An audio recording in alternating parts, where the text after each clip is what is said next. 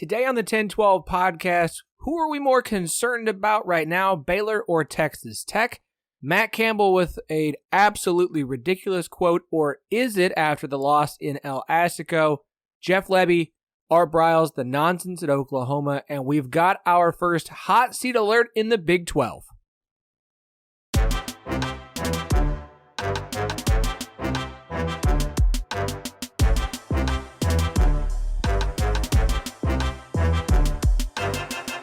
Welcome to the 10-12, the podcast that covers all 14 teams in the Big 12 Conference, plus Colorado, Arizona, Arizona State, and Utah. We are the flagship show of the 10-12 network. You can find every show on the network that covers all of the Big 12 at 1012network.com. That's TEN, the number 12, the word network. And of course, we are partners with Europe's biggest sports podcast network, Sports Social. If you're Premier League fans, you won't find a better collection of Premier League podcasts anywhere. I'm your host, Phillip Slavin. Thank you for joining us on this Monday. We have an incredible weekend of Big 12 college football to recap. Joining me to do so, as they do every week during the season, she is the vibe queen of the 10-12, our own crazy cat lady, Jamie Steyer Johnson. As they do most weeks, you know. Sometimes you have Christmas in September, and then sometimes you come back just in time to watch your team destroy your hopes and dreams. That's kind of the opposite of Christmas. JSJ has some thoughts to share on Here we are. El Assico coming up here. You know who didn't destroy my hopes and dreams? Volleyball. We'll get to that. Teaser. Boom. And JSJ will have her volleyball Big 12 recap. Also joining us, a man who is here every week and has recently Googled how to murder your cat and get away with it, Andy Mitz. Well, I don't know if I Googled it. I kind of tried to hide it a little bit. But no, my cat tried to sabotage my podcasting abilities before we jumped on here. Thankfully, I have backup equipment so I can let that other stuff dry out first before I try to use it. And hopefully it still works. So you Ask Jeeves'd it? You Yahoo'd it? He pulled up an incognito tab. That's what we'll go with. For my own safety, though, I will neither confirm nor deny. Andy's cat is not the only thing people are Googling how to murder. I'm pretty sure Baylor and Texas Tech fans are viewing things similarly after the way their teams have started the season. Let's kick things off down there in Texas. Utah 20, Baylor 13. Utah outgained Baylor 166-53 in the fourth quarter of this one, and most of those yards for Baylor came on that final drive in the closing seconds that didn't actually get them any points. Y'all have probably seen it by now. I know everyone listening has seen the clip. Let's ask real quick. Final play, bomb to the end zone, broken up. Was it pass interference? Andy. Oh, most definitely. Like, that was even worse than the one that I thought should have been called when TCU interfered with Kansas at the end of that game last year. So, like, that one I thought was clearly pass interference. And this one was even more so. Like, this is as close as you can get to being blatant without literally, like, running out there with a, illuminated sign saying, I'm interfering with the pass right now. It was so bad that I watched it and I was like, yeah, that's probably interference, right? As many times as the flag is thrown and penalties are upheld due to the rule of law, I understand allowing players to dictate the outcome of a game. And I don't typically love a flag dictating the outcome of a game. But when it's blatant, toss the laundry out there onto the field and let them try it again. Okay? That's the thing, is like, you wouldn't be dictating that they win the game. You would just be saying, yeah, we're not going to let that be the way the game ends. Correct. Right. We're going to give them a fair shot to actually tie the game up. Right. Here's a fun stat for you. Baylor's overall run blocking grade against Texas State was a 45 per Pro Football Focus. That is apparently the worst since Grimes arrived in 2021. That was in week 1. This week against Utah, it was an 85, which is the best ever performance since Grimes arrived. I don't know what this Baylor team is. Now, I do think Sawyer Robertson obviously got hurt in this game. Travis Roeder, he put out his thread on Twitter. He does a great job covering the Baylor Bears. Robertson got hurt. So you're already down your starting quarterback. Your backup gets hurt in this game. It obviously had an effect on the offense and why he struggled so much through the rest of the game after he twisted his ankle. So that is an obvious thing. I don't know what to do for Baylor here. This is their 6th consecutive loss dating back to last season. That includes 2 losses to G5 teams. It's a bit rough for Baylor in Waco. We're going to come back to them in a second. Texas Tech 30, Oregon 38. There's bad beats, and then there's what happened at the end of this game. Texas Tech down 1 with an opportunity to march down the field and just get into field goal position and kick a game winner. I mean, no offense to Gino Garcia. It's not like the team's put him in good spots to kick field goals through much of the season thus far, and I don't hold them all his misses against him. Alas, pick 6 ruined everyone who had Texas Tech plus 6.5. That would be me, or the total. This one stings. This one stings a lot because Texas Tech had a lead in this one and they let it squander away, kind of like last year with Wyoming, lose a game right at the end. Is too much being put on Tyler Shuck's shoulders. He had 23 of Texas Tech's 33 carries on Saturdays. And now it counts for the season, 2 games so far. Tyler Shuck, the starting quarterback for Texas Tech, has 57% of the team's carries. It's 36 out of 93. And not 93, 63. And 51% of the team's rushing yards. It's 137 out of 267 so far on the season. Your starting quarterback is apparently also your best and lead running back on the roster. A guy who has not shown the ability to stay healthy for a whole season is getting more carries and more rushing yards than any of your running backs are, and all of your other running backs combined. That doesn't seem like the smartest move, Joey McGuire. I think a big part of this, though, is the offensive line has struggled with run blocking. And so it's made it very difficult for any of the running backs to actually do what they need to do. And you can't put that on the running backs. So when your only effective running play essentially is a QB scrambles, like most of those rushing yards as well, if I remember correctly, and again, I haven't gone back and charted every single play, but I remember a large number of those coming on a QB scramble where a pass protection broke down, and so he took off and he picked up a decent number of yards. If that's how you're getting a good chunk of your rushing yards, then you've got some big problems offensively. It's not sustainable. A guy like Tyler Shuck, who's already been injured multiple times, and a team like Texas Tech that has not been able to keep a quarterback healthy for an entire season, and who knows how long, since I think right after Patrick Mahomes was there, like it was a long time ago. This is a very difficult situation for Texas Tech. I will say I was glad to see them put up the fight that they did, but there's a lot of worrying trends for Texas Tech coming out of those first 2 games. I'm going to quote a tweet here real quick, and then ask you guys' thoughts on Baylor and Texas Tech.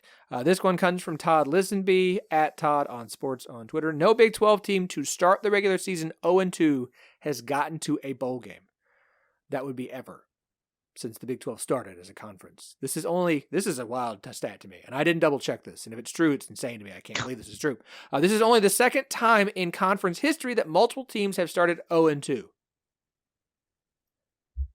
I have not checked this. I can't confirm this. You're all having the same look on your face that I had when I read that. Considering how many times Kansas has started a season 0-2, you're telling me that no one else also did? That is insane to me.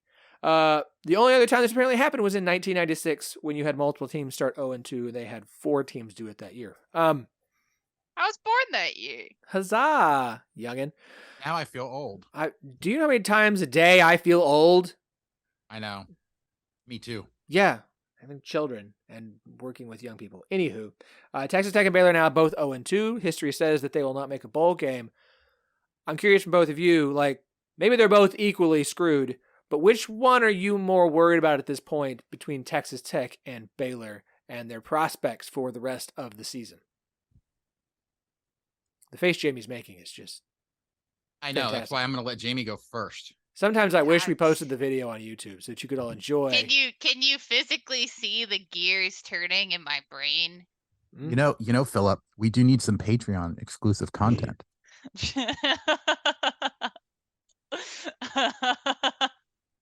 Just see the messed up faces I make as I try to form a coherent thought. It'll just be Jamie's video. It'll be all of the other audio. It will only be Jamie's video. Oh, excellent. Excellent. Honestly, look, I think that even that stat that you pulled out earlier of what was it, the blocking? Your blocking stat for Baylor? Yeah, overall run blocking. That involves offensive line, tight ends, wide receivers, all included. Look, I mean, to have something like that, that's obviously a very small part of a game, but like to go out and get kind of smacked in the face by Texas State, and then you go out and you have Utah just come out in the end of the third quarter into the fourth quarter and just yank the game away from you. Like, that's discouraging. That's a couple of very different ways to lose a game. And so they certainly showed decent flashes at times. And again, you can argue the way that that game ended for Baylor against Utah, but that's discouraging at the very least. And so as much as like the weight that they're putting on Chuck, as you were saying, is concerning for Texas Tech, like if he could stay healthy, perhaps they would be able to build off the fact that teams are going to have to recognize that and maybe change their scheme a little bit and open some things up for some other players.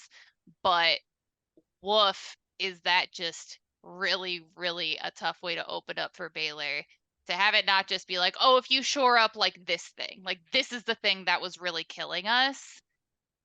It's not as easy when it's just like, okay, it's multiple different issues we're having here. Well, and you look at what happened with Baylor. Like Baylor's 2 losses felt to me like they were very clear losses, whereas, you know, in comparison to Texas Tech, and what I mean by that is obviously the first one, Baylor got kind of dominated by Texas State. You can look at the final score regardless of whatever your thoughts are. From start to finish, Baylor looked like a much worse team than Texas State did. Against Utah, that game, I watched that entire game, and it felt to me like neither team was really able to do what they wanted to do. And I realized that the running graded out really well for Baylor, but it looked a lot more to me like the defenses were making unforced errors. The offenses were finding some good positions and taking advantage of them sometimes, but they had just so many of their own errors. It did not seem like either of those teams were playing high quality football. So like if this was a heavyweight boxing match going back and forth and they were both throwing punches and you could like say, man, this is some good football. Baylor really bounced back. They happened to lose a tough one late. Then I would feel okay about Baylor, but it didn't feel like that. It felt like Utah playing down to competition that they should have been up by 4 touchdowns with the way that those teams have been playing recently. And whereas on the other side, you look at Texas Tech, they went toe to toe with a Wyoming team with Texas Tech on the road. Wyoming team that's probably a little bit better than a lot of people gave them credit for. They still should have won that game, but they didn't.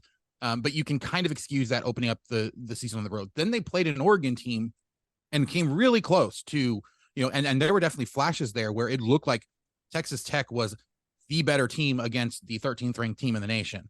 So just going based off of optics of those games, like, yeah, they both lost both of those games, but Texas Tech seemed to be more impressive, seemed to be more ready to make that leap in their 2 games than Baylor does after the 2 that they had. Yeah, I think I lean towards I'm way more concerned about Baylor than I am Texas Tech.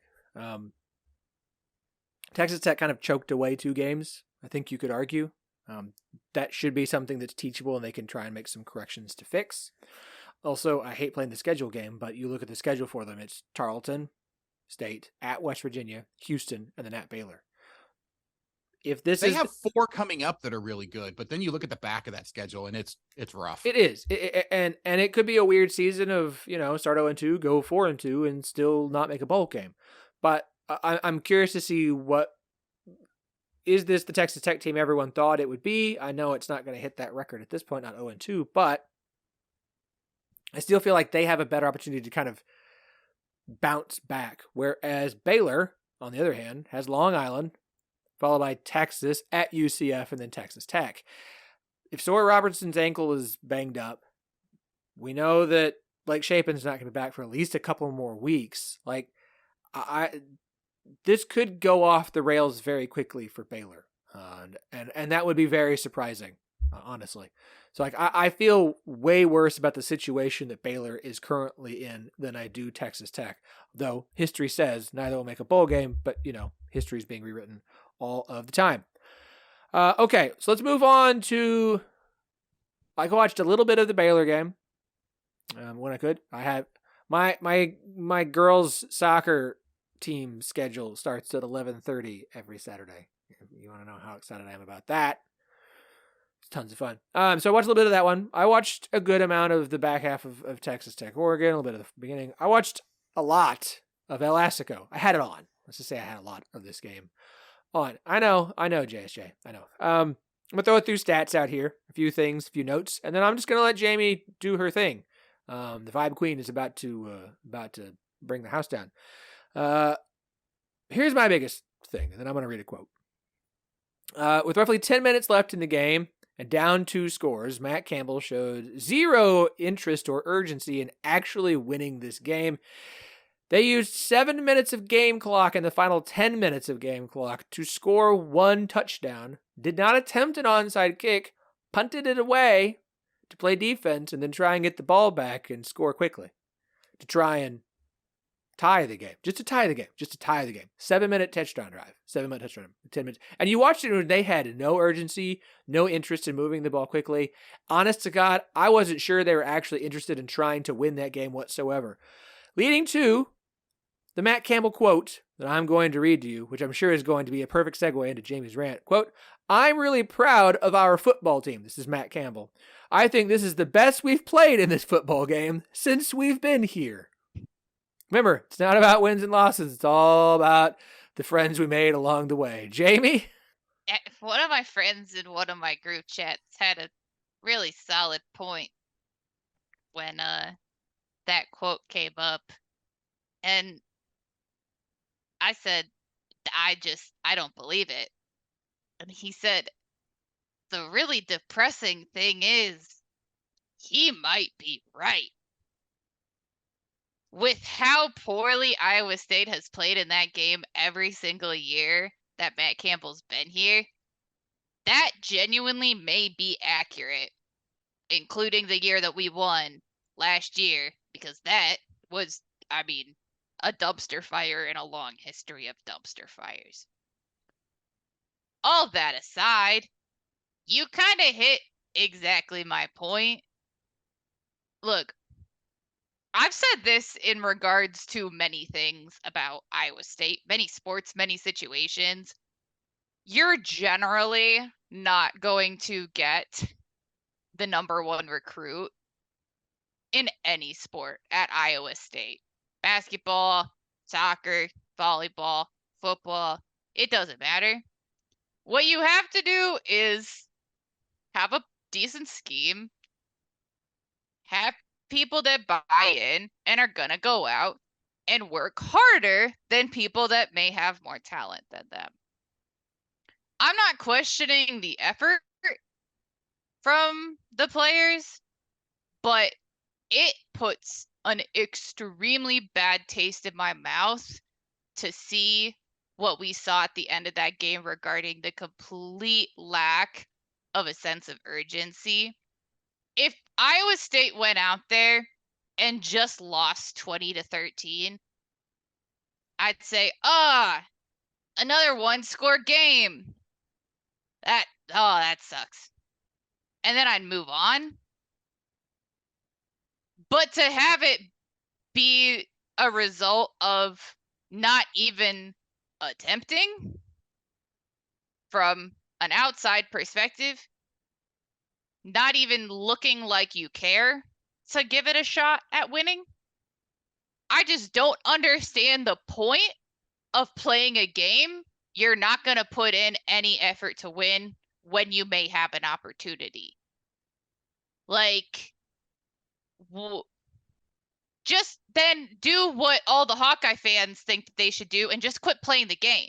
Then go beat up on someone who's terrible, or do whatever you think is going to help your team if you've decided that this game isn't important enough. Like, if at the very least, go out and treat it as a trial run for when you inevitably get into one of your half a dozen single score games in Big 12 play.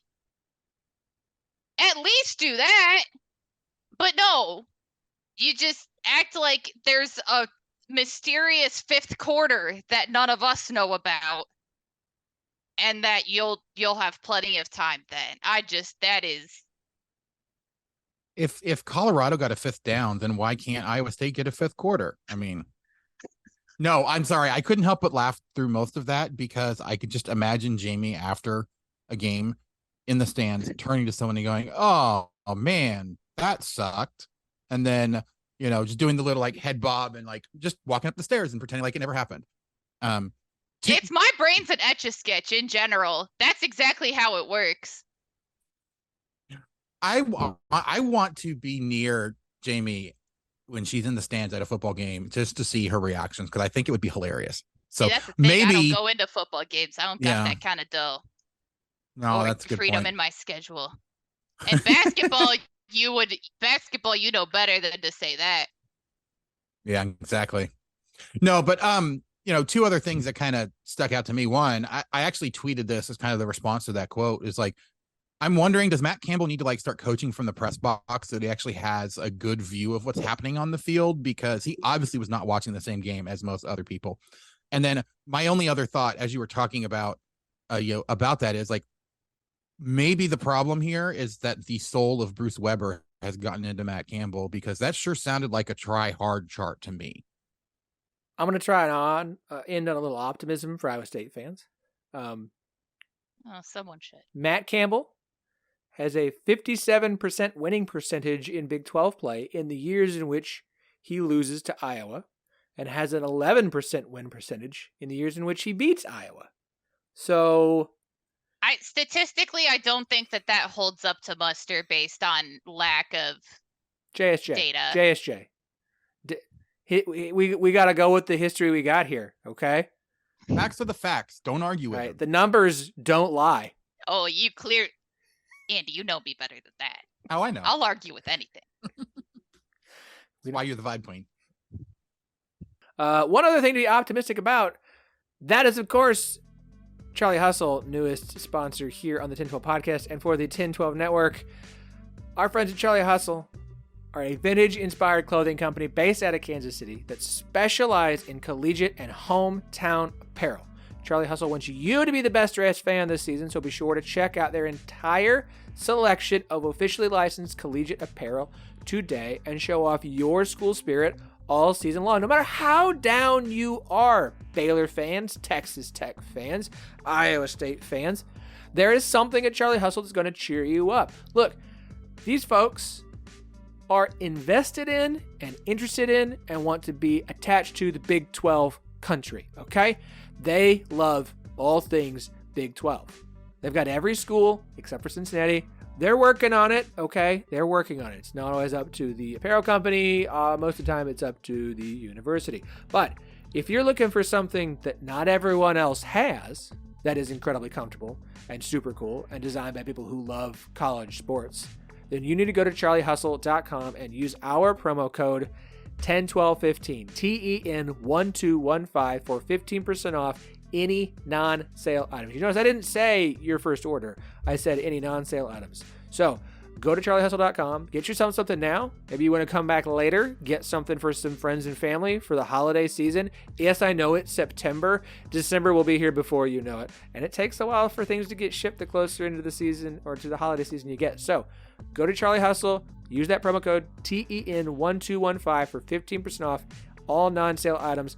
Charlie Hustle has more than 30 schools to choose from right now. They've got you covered with all of your collegiate apparel needs, including some really cool, like sports specific for different schools. The Kansas stuff is great. I've got to get the Jalen Daniels shirt. That's my favorite Citronut shirt for UCF. They've got an Oklahoma State wrestling shirt. Yeah, Their bomber jackets are really great. They're youth approved. I wore an exclusive T-shirt from Big 12 tournament, and then my Ames bomber jacket last time I was hanging out around the women's basketball team, and they were all like trying to get the details. They were very into it. So there you go. Shop today. That's your rigging endorsement. At charliehustle.com. Charlie Hustle, vintage, made fresh. You know, let me just say, oh, yeah. Video of Phillip's ad reads, I think, would do well on our Patreon exclusive content as well. Phillip talks with his hands. Most definitely. Oh, very much so. Also, don't I owe you an ad read? Yeah, we'll talk about that. Okay. I haven't sent you a script because I am behind. 3 kids. Joys of college season. Etch a sketch for a brain. Speaking of fresh, I'm gonna make this segue work. Damn it. Texas Longhorns. They're pretty fresh right now, coming off a win. I saw the eye roll over Alabama in Tuscaloosa, breaking a lot of records for Alabama, ending a lot of things and a lot of tendencies. All of a sudden, the dog has decided. How did you get in? Can you open doorknobs now? Hoo-hoo. Oh, we gotta get the dog out of here. All right, just lay down and be quiet. Look, this was not fluky. This was not. That's what I say when Christian walks in the room too. Just lay down and be quiet. Okay, that could have taken a turn. No. This God, this is gone awry, just like Alabama's officially derailed. Season seems like it might be going. Couple things. Number one, Texas held the ball for 7 whole minutes in the fourth quarter to seal this game. That's not fluky. That's not weird. That's not luck. That is, Texas came in and was the better team on Saturday. They absolutely were. 2 big notes. Number one, I've seen the fans on there like, well, remember when they did Texas is back against Notre Dame? And then they did it when they beat Georgia in a bowl game. And I'm like, I get all of that. I really do. Notre Dame is up and down, and the other one was a bowl game. Could this just be another, hey, we're back moment that doesn't actually mean anything long-term into the season? Yes, it could. Is Texas going to go undefeated this year? No, they're not. But the idea that the preseason Big 12 favorite, after going on the road and beating Alabama and being better than Alabama, means that they're still going to lose 3 games in conference play somehow or lose to Wyoming, which, don't get me wrong, would be the most, wouldn't it be funny of all time? That would be the most Texas thing ever. But, I get people need to be convinced. I watched some of this game. I did. And Texas looked like the better team than Alabama in Tuscaloosa on Saturday night. Maybe that doesn't hold up. They're going to lose a game. But this is a dang good Texas team. This is the Texas team that many in the media, somebody was like, you've been saying this since 2010. I'm like, this podcast hasn't existed that long, so I don't know who you are in reference to me. It's a weird thing to say. I have not been a pound the table for Texas all the time. This is a good Texas team. This is going to be a team in Arlington. Number 2. At the end of the game, Texas fans chanting SEC, SEC after the win is a little bit confusing. You square this away for me, guys, because you and Oklahoma's fan base has been like, we will never chant SEC in the SEC. We will never ride coattails of Alabama and Georgia, et cetera, et cetera, et cetera. Okay, help me understand. So either you were making fun of Alabama for losing the game, you were making fun of the conference you were going to be in next year because you beat them, or you're doing that because you're practicing for when you're in the SEC, or you're trying to convince everybody that you are a quality SEC. My brain is in 1,000 different directions trying to explain why were Texas fans chanting SEC when they beat Alabama. So the one person that I talked to that actually said that he understood it, and who knows if he's actually, full of crap or not, was basically just saying, oh, well, no, it was our way of showing that, it's our chant now. We're going to run the SEC when we get there. And it was them asserting dominance over the SEC, which is a kind of a weird thing to do in a, non-conference game early in a season where you don't play anybody in the SEC except for Alabama, who has, for all intents and purposes, has ceded the throne of the conference to Georgia at this point. I mean, that's gotta be someone's logic. I think it was probably one dude started doing it, and then it was kind of like lemmings, and they're all like, oh yeah. It was night game. They're all hammered. That's fine. I don't really look for a lot of logic in it, but it's it's ridiculous. It's dumb. But it always has been anyway. So, more power to you guys. Yeah. You reclaimed that horrible thing being chanted at you. Congratulations. I can't tell you though how much joy I saw the constant shots to the crowd showing Alabama fans with horns down during that entire game. It was great. It warms the heart, truly. Oh yeah. It's going to be done in the SEC. Like we've left the Big 12. They wouldn't do that here. They're all going to do it to you there too. We saw it last year as it started spreading like wildfire in games Texas isn't playing in. As much as they want to go rent free. No, it's just funny. No one likes you. Texas fans quickly abandoning the podcast. Longhorn Republic. Go listen to them. They're in the network. Okay. They have plenty of things they can say right back at me. That's fine. Look, we've got to get our shots in while we can, because we're not always in the, unless you're Kansas, you don't have a lot of opportunities to take shots at Texas. And then comes football. As a settled Big 12 fan on my side, as an Oklahoma State fan, we're not going to get to play them anymore. So we just get to end the series on a winning note. That's fine with me. Oklahoma 28, SMU 11. I don't even want to talk about the game. I don't care. OU pulled away in the fourth quarter. The more interesting story here is what happened after the game. Yeah, we're talking about this. Here's what happened. A photo was posted on Twitter of OU offensive coordinator Jeff Lebby on the field with his father-in-law after the game. For those of you who don't know, Jeff Lebby's father-in-law is none other than he who shall not be mentioned, Art Briles. Yes, that same Art Briles, who is wearing... I love we will not mention him and then mention him. He who shall not be named, but we have to name him in this situation. Fair. Who is wearing OU gear while standing on the field. OU fans had the appropriate response to this on social media. I haven't seen one OU fan, aside from that other Big 12 account who tried to make some weird comment about it, which really just came across like defending Art Briles. Lebby was asked a question about it during the post-game press conference and basically gave it a blow-off defensive answer about how Briles was with his two kids and Briles is their grandfather and blah, blah, blah, blah, blah, blah, blah. This is a Jeff Lebby who helped with the whole CAB shirts when the investigation was going on and Briles was getting fired, and has never really come out and apologized or taken any responsibility for anything that happened while he was there at Baylor. OU athletic director Joe Castiglione, who, understand, a lot of respect for that guy. That guy should be the college football commissioner. Or the man is a straight up gangster. His statement late Saturday night, when your athletic director has to come out and issue a statement, you know it's not something dumb. It's legit. I was just as disappointed as many of our fans when I learned of the post-game situation tonight. It shouldn't have happened, and it was my expectation it never would, based on boundaries we previously set. I've addressed it with the appropriate staff. I don't think the addressing held any actual water, because what came out on Sunday? Why, Jeff Lebby turned his Instagram account private after changing his profile picture to a shot of him with Art Briles and their two kids in OU gear on the field in Norman. Jeff Lebby, you don't listen to this podcast, but I'm just going to address this to you real quick.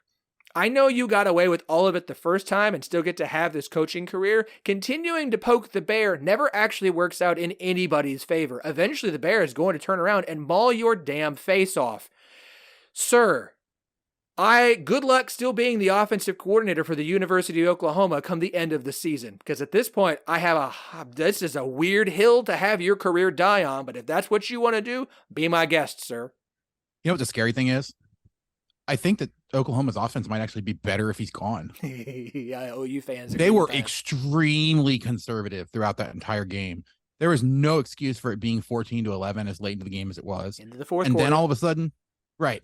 And then all of a sudden they're like, oh, well, I kind of decided we need to change things up. I believe that was a direct Lebby quote or something along those lines. It's like, if it took you that long into a game when you're only up by 3 against a team that you should overmatch entirely, and then you change stuff up and it immediately goes well, and you don't think that maybe you need to rethink the way that you're calling the offense, then you've got another problem. Add in all this off the field stuff. I don't know. I don't know what Oklahoma is going to do, but I know that there's plenty of Oklahoma fans that would be happy to see the guy gone. Yeah, I'm not going to go. I've already, hit my rant minutes for today, so I won't go back into my rant from last year regarding, Briles and all them, but that was an all-timer. That's extremely high on my all-time list. It was. But when you don't see consequences for your actions, why are we then surprised that people don't learn a lesson? Like, these guys think that they're untouchable. They think that they can do whatever they want because, especially for him, up to this point, that's been accurate. So, yeah, he's really digging in his heels because he's being criticized, he's being called out, and to this minute, it's never mattered. And so, of course, he thinks that he can turn around and throw up a middle finger and that nothing will come of it. My sincere hope is that for once it does, especially considering the comments from the athletic department. But I just, again, like I've said previously about similar situations, I can't find myself being surprised at all when this stuff happens. I gag and throw up in my mouth a little bit, and I say, well, that's happening again, and hope that maybe for once someone has, a little bit of, I can't find the word, has a Backbone. little bit of, backbone. Integrity. That's exactly it. See, there was a word, but backbone's better. They have the balls to tell him not to do that shit anymore. I'll just say it. Jamie's going to make us put the explicit tag on this episode. I think we're okay right now. We'll see what happens there. Oklahoma, still not sure who they are yet. As it turns out, Arkansas State might actually end up being the worst team in FBS this year. That's going to be a job that comes open, along with probably Michigan State. Well, Michigan State will be at some point, but we're not going to address that today. I will say this on the Michigan State note. I don't want to get into stuff with Mel Tucker. I do want to say this. Kansas State fans and Kansas fans, Andy, mentally prepare yourselves for two names that are going to get thrown out for that job when it comes open a lot until it's filled. Don't shake your head, Andy. I'm not saying that he's actually going to take the job, and I'm not saying the job's going to be offered. I am telling you, mentally prepare yourselves. JSJ knows what I'm talking about because it happened to Matt Campbell. Yeah, I was just saying, I'm getting to feel the pain that Iowa State fans had with Matt Campbell's name being thrown out for every single job opportunity. Yeah, I miss those days. Matt Campbell doesn't need an agent right now. Let's roll through the other games in the Big 12 before we hit on a couple to talk about. Oklahoma State 27, Arizona State 15. This game was late. Start preparing yourselves for Big 12 after dark. Big 12 late, I folks. fell asleep. I'll say we have another one coming up this week too. Yes. It's going to be just as late. So It'll be over quickly because Nevada might be. It better be over Nevada quickly, or I'm is going to in throw something. second place running for worst team in FBS. Kent State still bad, maybe not as bad. The 3-quarterback experiment continues. Not sure how long this is going to continue. I would expect through at least non-conference, but who the hell knows if they're ever actually going to name one person to be the starter. Because as soon as the quarterback and the offense start to get into a rhythm, they yank him and put somebody else in. At the half, Oklahoma State had more quarterbacks who threw a pass 2 than rushing yards, 0. Now they finished with 113 rushing yards, but I don't. It's like, okay, does it make the first half stat not a problem? Will be interesting to see what they do against USA, not the country, the University of South Alabama on Saturday. Kansas State 42, Troy 13. Kansas State fans were not thrilled with the offense early on, and then the Wildcats scored 28 points after Troy cut the lead to 4 late in the second quarter. I want to note this. I saw a lot of conversation about the offensive line with Kansas State, so I reached out to our good friend Scott Wildcat at Bosco's Boys. Basically, here's the deal. Duffy, their right tackle, has been banged up. The backup has not been great. I'm just going to put it that way. So there's a lot of ugly drives in which the backup has to come in. It's just not quite working. Things look much better when BB flips from left guard to right tackle. And Troy does have a pretty good defensive line. So Kansas State, one of the best offensive lines in the Big 12, going through some struggles until they get healthy. We'll see if that's going to matter on Saturday against Missouri. BYU 41, Southern Utah 16. Shout out to Greg Werble for this one. Keaton Slovis is currently 11th nationally in points responsible for per game. He has 4 passing and 3 rushing touchdowns through 3 weeks. His 3 rushing scores are also tied for 11th in the FBS. Pretty good for a guy who had not recorded a college rushing touchdown before arriving at BYU. Not bad. Nice win. Still not sure which BYU is the real BYU, the one who struggled in week 1 against Sam Houston, or the one that put up a bunch of points on Southern Utah. We will find out this weekend in a game that I will be in attendance for. West Virginia 56, Duquesne 17. The game had a lightning delay. Afterwards, West Virginia seemed to catch lightning in a bottle as they turned a 14-10 lead into a 39-point victory. That's all I really need to say about that one. Thank you. But I can write headlines. Hey, yeah. TCU 41, Nicholls 6. TCU pulled away with 17 points in the fourth quarter. Some fans not pleased with the offensive performance. Sunday didn't seem all that pleased either. 4 and 12 on third down and just 3.5 yards per carry, but they get the win. We will worry more about TCU this coming week. Maybe because they're going to face a team we'll talk about here in just a second. UCF 18, Boise 16. I watched all the fourth quarter of this game, a lot of the second half. Colton Boomer hits a 40-yard field goal. Boomer! It was so weird to see UCF fans saying Boomer, and my immediate reaction would be like, why are you guys talking about Oklahoma?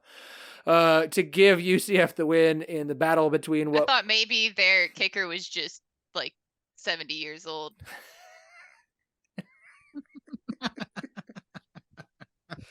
Was it Nico? What's the girl that made the stupid video with the I don't know.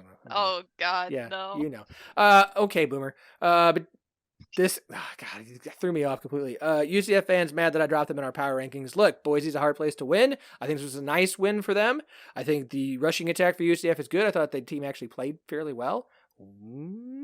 Still not sure what to expect of Boise State, so we'll continue. There's a lot of teams through 2 weeks where I'm just like, I think I know that you're good. I just need to see a little bit more. Really, really quick. I just want to talk about that one because I also dropped UCF in my power rankings, which are going to be live by the time this episode comes out.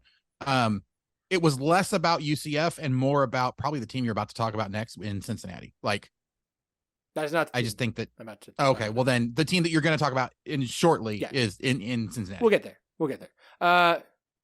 We are officially on hot seat watch. God, man. We're officially. No, we're not talking about the red wedding. I mean, well, we I might. guess you can make that connection. If this continues to go, we are currently on hot seat watch in the Big 12. It is official. Houston 41, Rice 43. Houston got down 28-0, and it was astonishing and weird. It was able to tie the game before the end of regulation, before losing in double overtime in the Bayou Bucket. This is a rivalry game. It is a rivalry game that you should not lose if you're Houston and Dana Holgorsen. I said before the season that I felt Dana was going to be fine, at least for a year, as the Houston gets into the Big 12, and would probably want to at least give Dana a couple seasons back in the conference that he once coached in. After the way last season went, and the start to this year, where you struggled with UTSA and beat them, thankfully because Frank Harris was banged up and still doesn't look right in his performance against Texas State this week, and then you go and lose to Rice in the way that you did, I'm going to put Dana on hot seat because I just don't, if they come in and just lay an egg this season, and I mean are bad, I'm not sure that's something you should keep going for a long. Yes, Andy, you had him on there, but I said, but the expectation was that they wouldn't be this bad. They would not look this poor right out of the gate. That they would. I mean, I always thought it was a possibility they looked this poor. They didn't. I mean, they looked bad last year. They did. When they had so many things going for them and they didn't really get anything. Like there wasn't any really good reason to feel optimistic about them going into this year. Like when the best thing you can say about the team is, I don't think they can be any worse. That's not a ringing endorsement. It's not.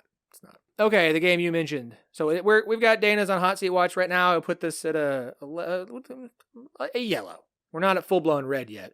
But we're definitely at a yellow, heading towards orange very quickly. Very quickly.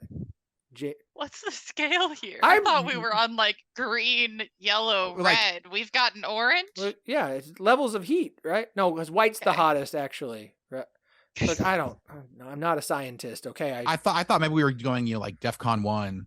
DEFCON 2, those. All right, we will formulate an official 10-12 network hot seat color coding in this week and come back Bills. To you. I'll make it. It's going to be really weird. Oh, okay. No, Jay, congratulations. Yep. You just assigned yourself homework.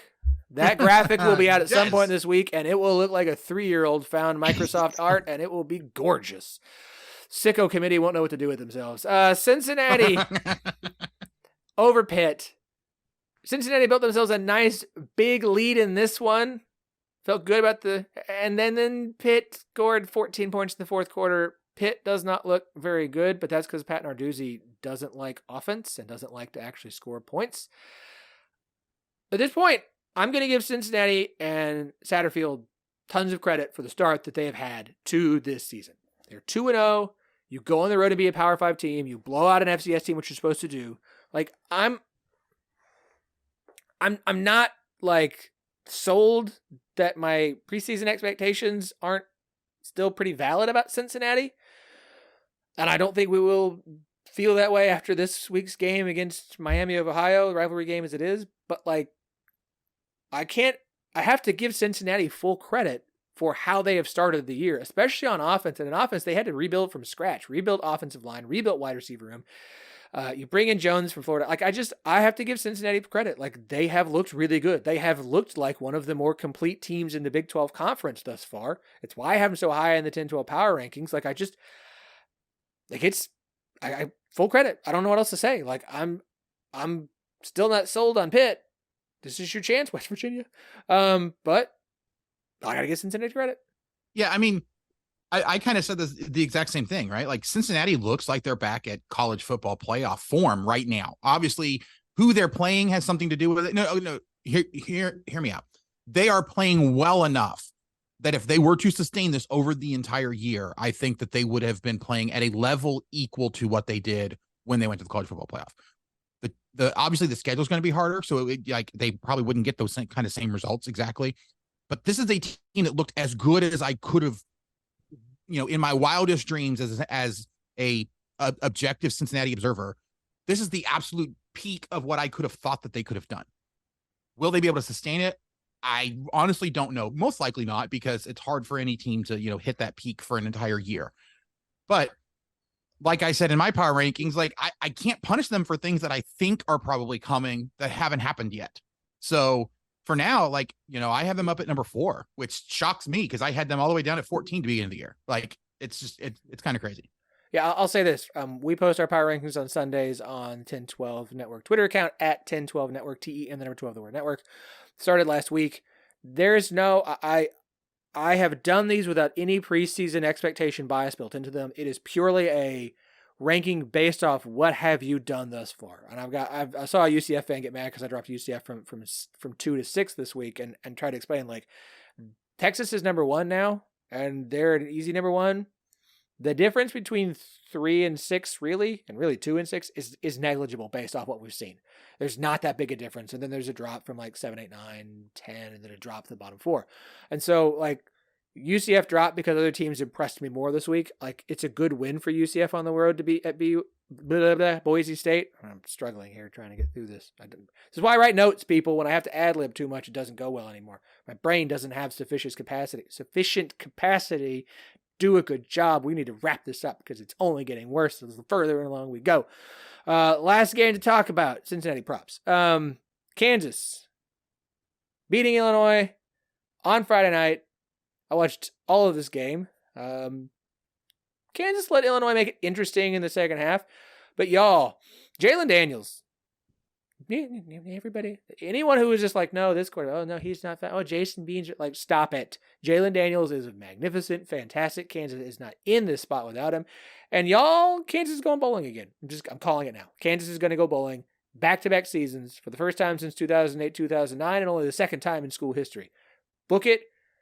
Buy your tickets. So it's plan your weekend. Hit it. So it's not an overreaction anymore? I mean, it's an overreaction to one game and 2 games into the season. Well, no. If you're going to overreact, like I said on Twitter, if you're going to overreact, make it a proper overreaction. Something like Kansas going 5-1 to start the season and making their first ever appearance in the Big 12 championship game. Like, saying that they're going to go bowling this year. But saying that they're going to go bowling this year when the expectation is that they were going to go bowling this year, that is not an overreaction, Phillip. Saying they're going to do something that they've only ever done one other time in the history of the program is not the same as that the Vegas numbers said, hey, I mean, when you set the line at 6.5 for wins in the year, that's what the Vegas odds were, 6.5 for Kansas. The expectation there's a bowl game. So saying that they're going to go to a bowl game, that's not an overreaction. That is Illinois beating Illinois in this fashion confirmed what most people or what the odds makers decided was probably the most likely outcome. So I'm just saying, if you're going to overreact, let's get crazy and overreact. I'm not saying that what I just said is not possible, but I'm also not quite ready yet to say that, Kansas State and Texas aren't going to find their way to Arlington. So I will, though, be very happy when the Kansas-Cincinnati game at the end of the year is for a spot in Arlington. Like, that's going to be so much fun. I might actually have to actually go that game. Anyways, Jalen Daniels is fun. Kansas is fun. And I Offense is hate fun. Big 12 refs. I'm sorry. I hate Big 10 refs because they obviously don't know what targeting is. By unofficial 10-12 Network rules official, Allison Runner on Twitter, who will now tag every time we have a question about a rule, because that's what happens when you tweet at us and we come up with stupid ideas in our mind, just like JSJ deciding she wants to do a hot seat color coding graphic for us. That's a good idea. All things are all ideas are good. It can be ideas. both stupid and good at the same time. Yes, and those are the best ideas.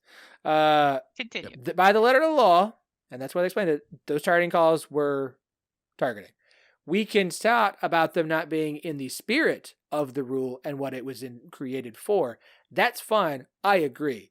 The letter of the law. Can you show me where in the rule book it says that hitting somebody in the midsection with your shoulder while your helmet's down is targeting? Because that's what Austin Booker did on that 2-point conversion. He made contact first with the shoulder to the midsection. His head was down, yes, but he didn't. If you're not, look, rule is simple. We can question on it.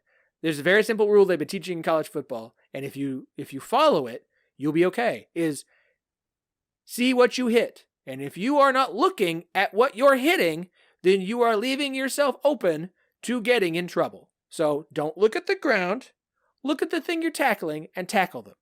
Like, I'm just like I'm not gonna sit here and say I would have preferred him to not get thrown out of the first half of the game against Nevada. Not that I think it's gonna matter because Nevada's awful. It definitely won't. But like, it's very simple. Like, just look at what you're going to hit and you're going to be fine. Just look at what you're going to hit and you're going to be fine. That's all you got to do. Look at what you're going to hit. Sorry. Like, it's I'm most disappointed in the fact that Phillip turned my rant on its head and did a rant of his own. I can do whatever I want. It's my show, damn it. JSJ, volleyball, go. Oh, boy. Okay. She's like, yes. I've been called up to the plate. That was aggressive. I can do anything I want. Jamie, speak now. It was to get me to shut up. Go. So, yeah. Oh, okay. So, what did not let me down in the Cyhawk this week was volleyball. That was one of the most fun matches I've ever watched, which thank goodness, because I paid $10 for a month of Big Ten Network Plus to watch it. So if it would have gone the way it felt like it was going to go after the first two sets of that match, it would have been pretty unpleasant. But Iowa State looked real rough in those first couple sets against Iowa. They're probably going to be kind of middle of the pack in the Big Ten, but they do have a 6-7 middle blocker, which is not something that the Cyclones had faced this year. So that took some adjusting. But after dropping the first two sets, they came back and hit them with their reverse sweep. So that was very, very fun and exciting. Big bummer, no longer undefeated. Did lose to the 16th ranked Creighton Blue Jays today. So that's sad, but no undefeated teams left in the Big 12, but a lot of teams that look pretty solid.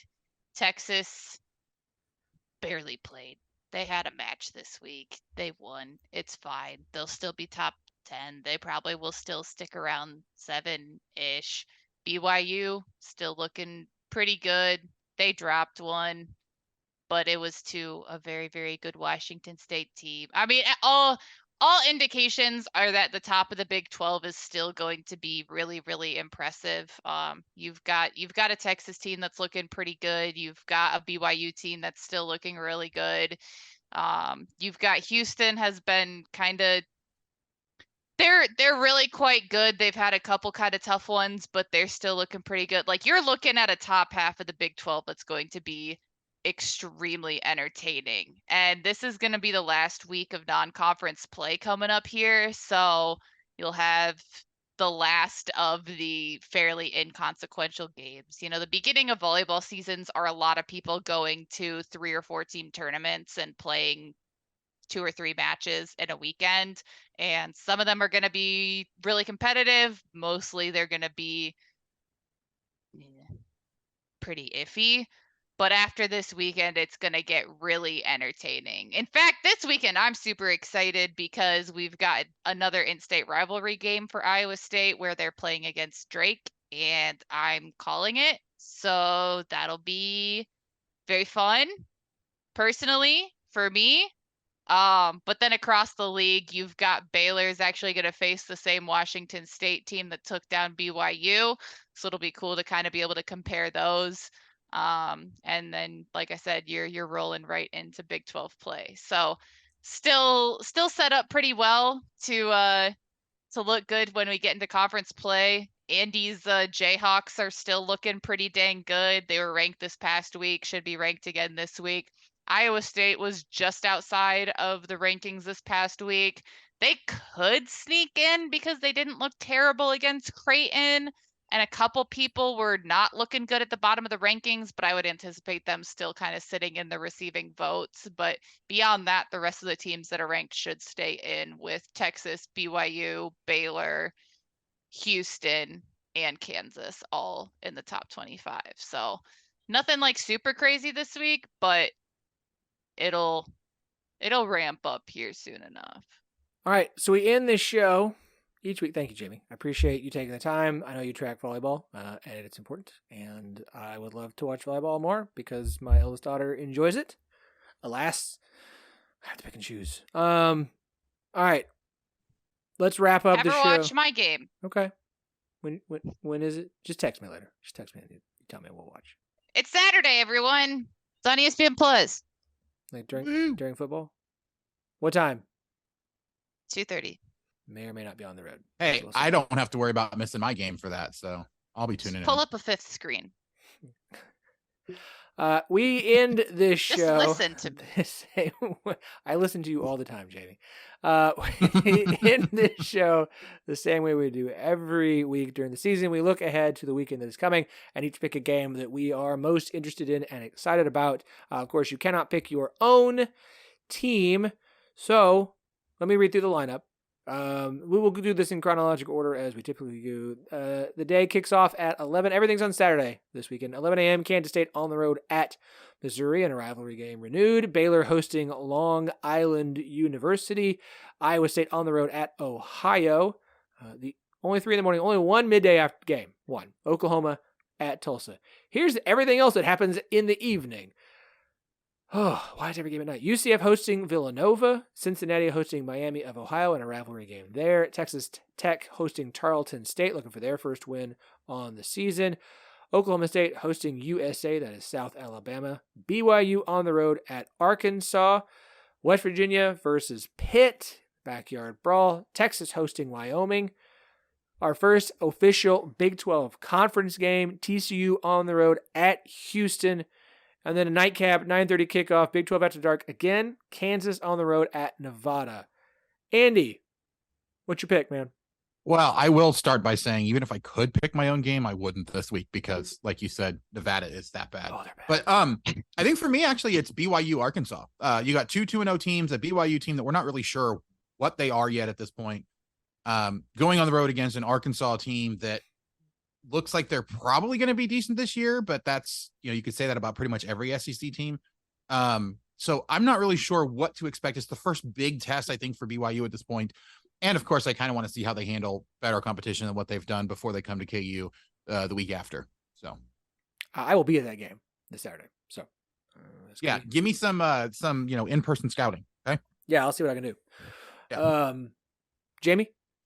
You know what? I always really get a kick out of everything that our friends over at Raspy Voice Kids do in general, but especially with the Backyard Brawl, they're going to be at like an entirely different level. They're going to have to invent a new level. So I'm real excited. I feel like they do that all the time. Truly, a new level. It's unreal. It's unreal. But I'm really excited about that. And then I think I think that Wyoming and Texas might be really weird. I think there's potential for something weird to happen. I think We they like might. weird. Oh, I love weird. I hope that they go in there with like a lot of confidence and they do something crazy. Look, I'm a Texas hater. I want Wyoming to go in there and slap them in the face. But who knows? They've already got a Big 12 win, a win over a Big 12 team, I should say. So maybe that would be fun. But I'm not actually predicting that. I just think it'd be cool. I'm trying to speak it into existence. But Backyard Brawl, that is fun. Backyard Brawl, always fun. You're not wrong. Jeremy and Brandon will be a must listen all week on the Raspy Voice Kids. Texas, let me just say this. Photos of you all smoking stogies in the locker room post week 2 victories, not national championship, not conference championship, week 2 victories. I don't care who the opponent is. Like, it was cool for Joe Burrow when he won the national championship. It's a little bit less cool for you guys when you just won a game in week 2. Again, I know who you beat and where. Save it. Like, I really, like, save them. Save them. Well, you better be able to back it up. Yup. Like, you better be able to back it up then. Yep. Since Andy took BYU Arkansas, again, a game I will be at and I'm very excited about, I think I have to take the first conference game, and I just know shot at Kansas State, Missouri. It's going to be an interesting game, but I think I got to take the TCU Houston game. I won't actually be able to watch this because I'll be in Fayetteville, but it's first conference game. It's Houston's first conference game as a Big 12 member. Houston's coming off a loss to Rice.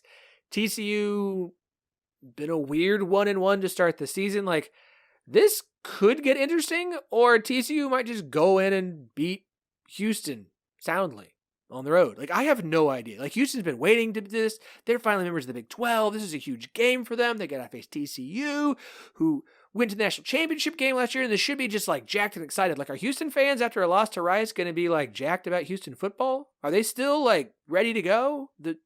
I'm going to have to go talk to our hosts at Scott and Holman Podcast, our Houston show, Sam and Dustin, and kind of get a gauge on the Houston fan base after the loss to Rice.